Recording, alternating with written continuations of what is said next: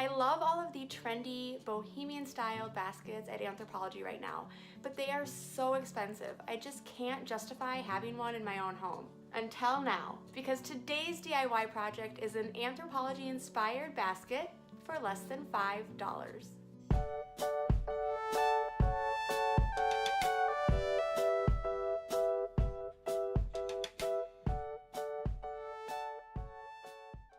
Hi, I'm Ash and I'm here today with another DIY project inspired by your favorite stores. In today's tutorial, I'm going to show you how to turn a plain basket like this into this Anthropologie inspired macrame basket. But before we get started today, make sure you subscribe to my channel so that you don't miss any of the tips, tricks, hacks, or tutorials I post. And if you're not already one of my subscribers, leave a comment below letting me know how you found this video, what were you looking for, and did I give it to you? Alright, let's get started. Let's get to the good stuff, the crafting. Today's project is inspired by this Anthropologie basket that retails for $128. And come on, it's really cute. It's going to look great in my house, but $128, I can't do that. I just can't spend $128 on a basket.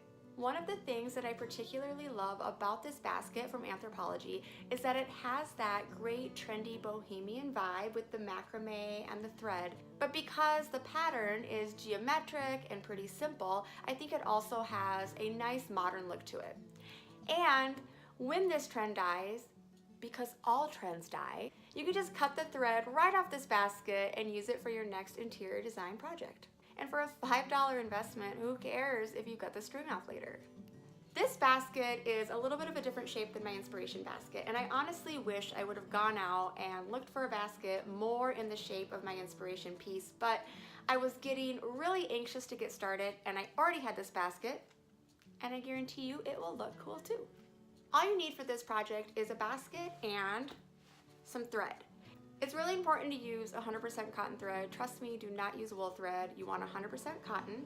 This is a 4-ply medium weight string that I got at Hobby Lobby. This huge roll actually sells for about $14, but I used a 40% off coupon, of course.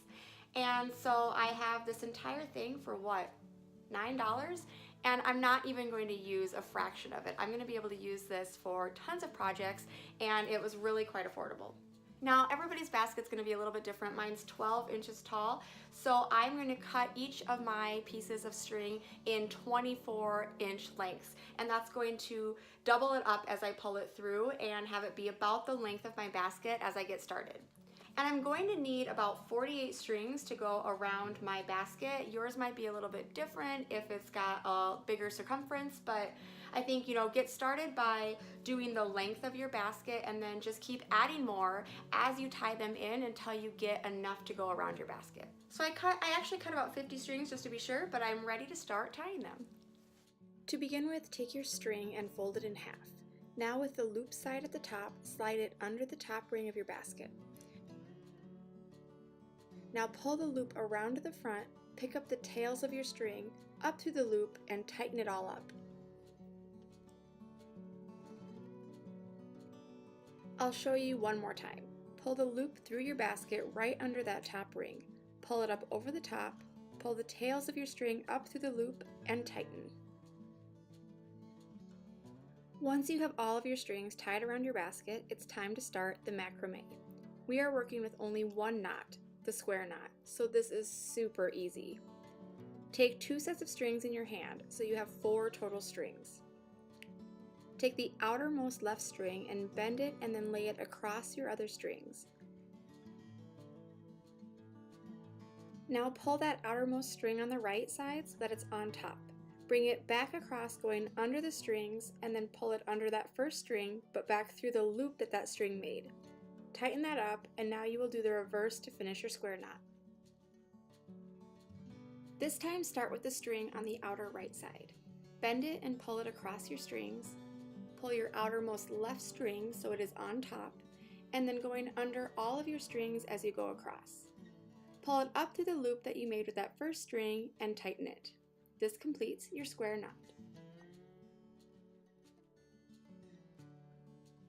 Now keep going all the way around your basket with this first row. I'm a little behind because I jumped ahead so that I could show you these next steps while my baby was napping, but I'll catch up. As you go, just try to make each of your knots level with your prior knot. You can usually use the basket weave to help guide you. My tension got a little looser as I got the hang of it, and so I had to go back and fix a few from the beginning. So just try not to be too tight as you get started, and you should have a pretty uniform macrame all the way around.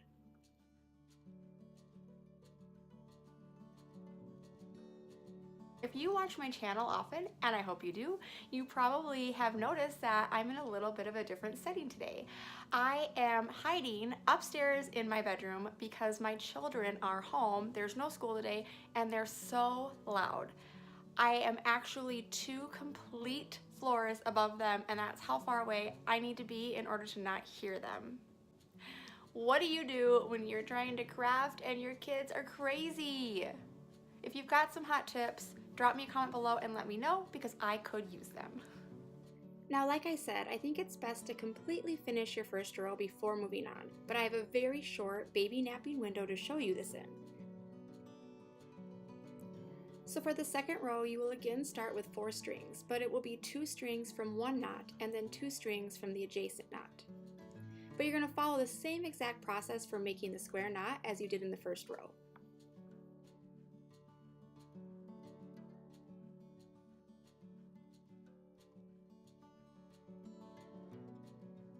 So as you can see, each of your knots in your second row will be centered in the middle of the 2 knots above it.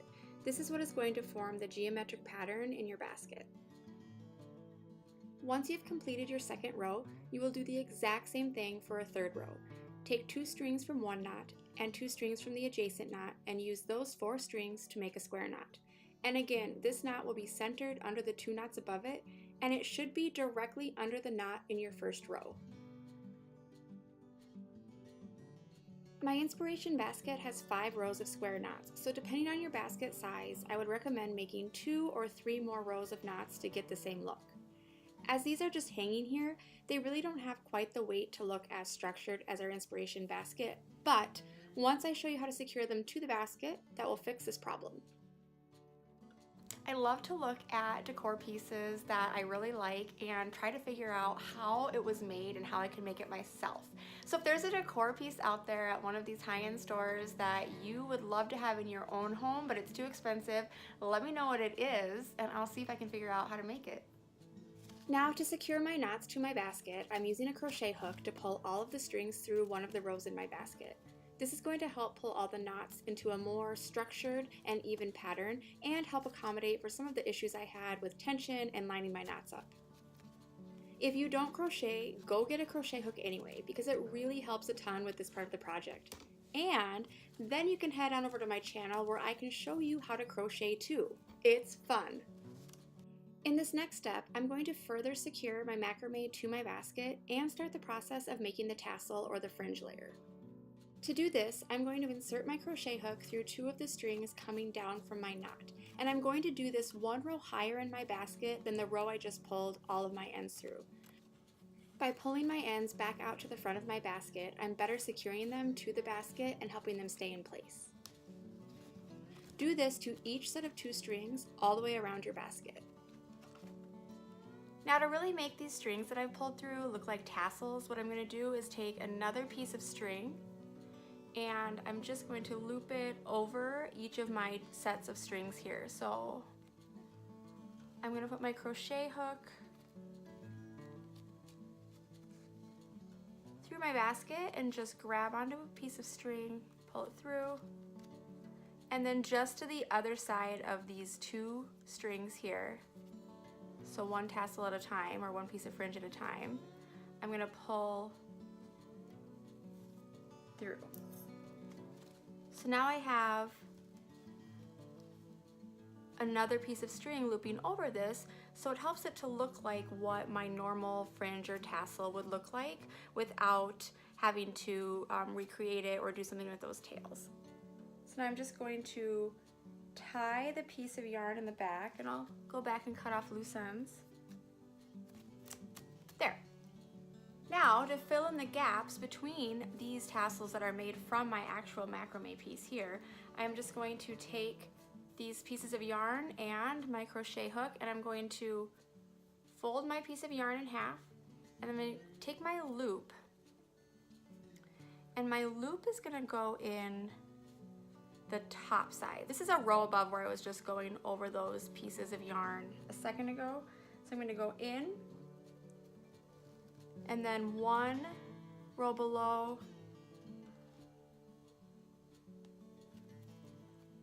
I'm going to grab onto that loop, pull it out, and then I'm just going to loop my strings in and pull it tight. In my inspiration piece from Anthropologie, I felt like the fringe had a little bit more of this thinner waviness to it. So what I'm doing is, and this is why you really want to use cotton yarn. If it was wool, it would not unravel like this. I'm just taking each piece of fringe here and unraveling it. This was 4-ply yarn, which means there's 4 strands to each piece. So each one of these fringe pieces becomes 4.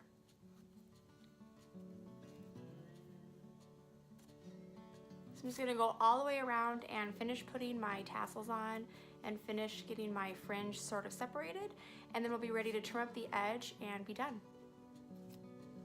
So to cut my fringe, I'm just gonna kind of follow along with one of the lines in my basket.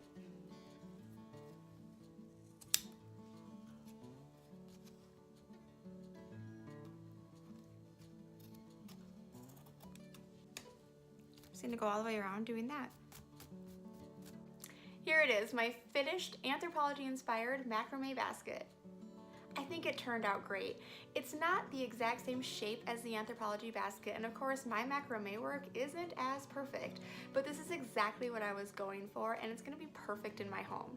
And I used about $2 or $3 worth of string on this basket to turn it into this. I already had the basket, but even if I had to buy it, when you compare it to the $128 price tag on the Anthropologie basket, my basket wins.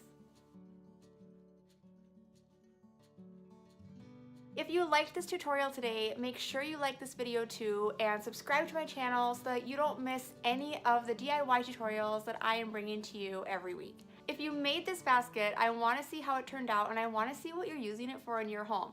So put a photo out on Instagram and tag me at aloeplum so I can see how you're using this tutorial in your own home. And as always, you can find more information about this tutorial and everything else I DIY at my website, aloeplum. And don't forget to check back soon. I've got a million more projects I'm bringing your way. Sometimes I just drink a lot of wine and try to pretend like I can't hear them.